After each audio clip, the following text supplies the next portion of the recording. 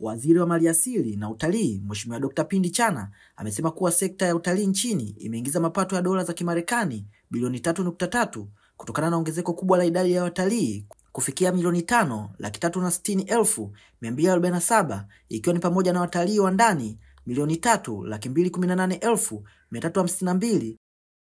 Dr. Chana amesema hayo wakati akifungua rasmi mkutano wa 3 wa Wizara ya Majadiliano baina ya sekta ya umma na binafsi katika utalii, Ministry of Public Private Dialogue, uliofanyika jijini Dodoma. Mkutano huu ni mwendelezo wa utekelezaji wa maagizo ya Mheshimiwa Rais kama nilivyosema awali wa Jamhuri ya Muungano wa Tanzania, ambaye pia ni mwenyekiti wa Baraza la Taifa la Biashara Tanzania, National Business Council.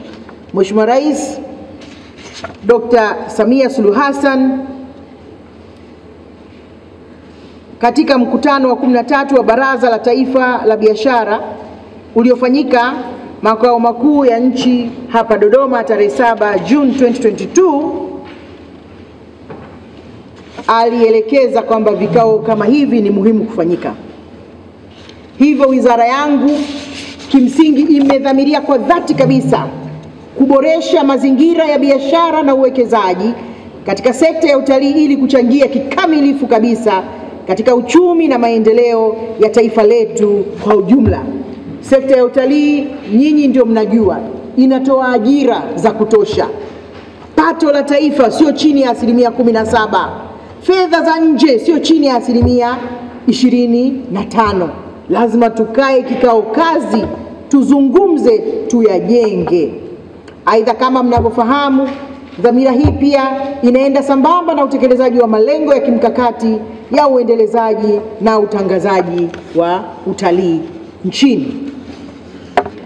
Ndugu washiriki, wizara imeendelea kutekeleza mkakati mbalimbali ya kukuza utalii, ikiwa ni pamoja na kuimarisha utoaji huduma, miundombinu ya utalii na utangazaji wa vivutio vya utalii kwa kutumia mbinu mbalimbali, ikiwemo masuala ya filamu maalum ya Tanzania The Royal Tour, ambayo rais mwenyewe ameenda kuambia duniani kwamba huku tuna vivutio, karibuni na Amazing Tanzania. Makofi mengi sana kwa Mheshimiwa Rais. Kufuatia utekelezaji wa mikakati hiyo, idadi ya watalii hivi sasa imeendelea kuongezeka takriban milioni 5.3.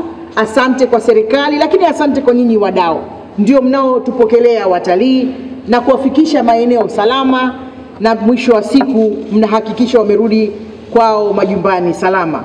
Asanteni sana wadau wetu kwa usalama huo. Lakini watalii wa ndani tayari tunao milioni 3.2 na watalii wa nje milioni 2.1. Maana idadi ya watalii wa ndani, ule muamko umezidi kuongezeka.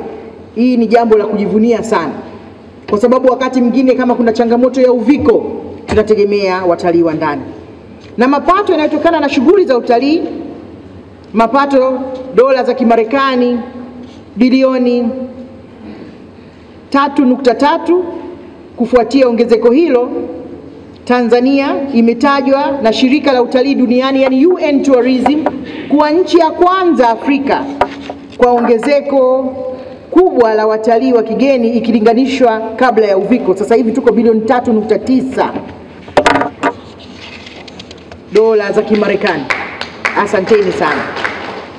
Ndugu washiriki,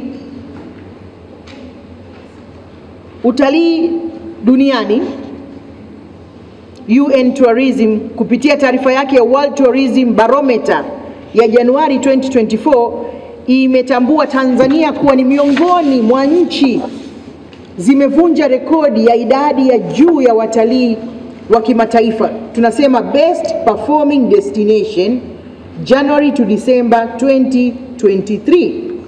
Kadhalika, Tanzania imeshika nafasi ya 12 duniani kwa ongezeko la watalii, ikitanguliwa na Uturuki, Qatar, Saudi Arabia, Albania, El Salvador, Colombia, Andorra, Ethiopia, Jamhuri ya Dominican na visiwa vya US Virgin, na baadaye Tanzania imeendelea kutambulika kitaifa na kimataifa na kupata tuzo mbalimbali za utalii kwa mwaka 2024.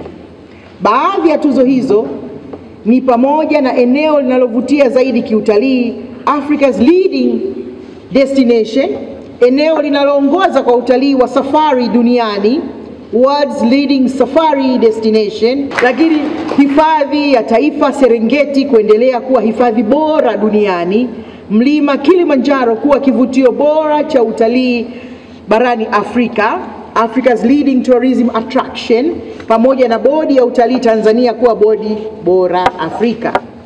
Mkutano huu ni muhimu sana kwa sababu unawakutanisha serikali lakini pamoja na wadau.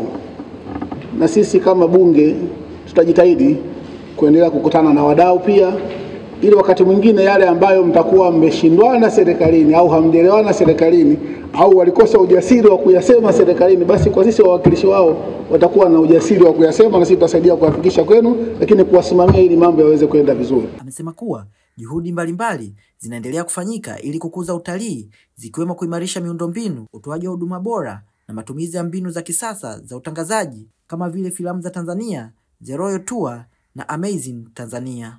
Mtazamaji na mfuatiliaji wa Washindi Media, usisahau kusubscribe, kulike na kushare ili wa kwanza kupata taarifa zetu.